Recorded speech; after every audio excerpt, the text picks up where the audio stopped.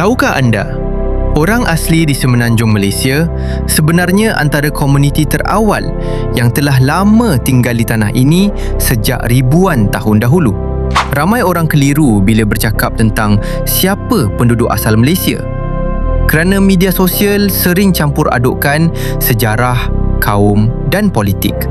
Untuk Semenanjung Malaysia, istilah rasmi orang asli merujuk kepada masyarakat peribumi yang telah lama wujud sebelum pembentukan negara moden Malaysia. Mereka terbahagi kepada 3 kumpulan utama, iaitu Negrito, Senoi dan Melayu Proto. Kajian sejarah, arkeologi dan genetik menunjukkan sebahagian komuniti orang asli telah berada di Semenanjung sejak ribuan tahun dahulu. Ada kumpulan dipercayai mempunyai kaitan dengan penghijrahan manusia awal dari Asia beribu-ribu tahun lalu.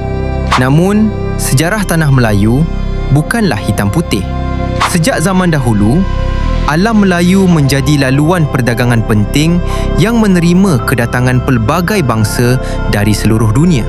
Sebab itu, masyarakat di Malaysia hari ini terbentuk daripada campuran sejarah panjang, budaya, perdagangan dan penghijrahan manusia selama ratusan malah ribuan tahun. Di Sabah dan Sarawak pula, terdapat pelbagai masyarakat peribumi lain seperti Iban, Kadazan Dusun, Bidayuh, Melanau dan banyak lagi. Jadi, bila bercakap tentang penduduk asal, konteks kawasan dan sejarah sangat penting untuk difahami dengan tepat. Apapun perbezaan sejarah kita, semua rakyat Malaysia hari ini tetap berkongsi tanah air yang sama.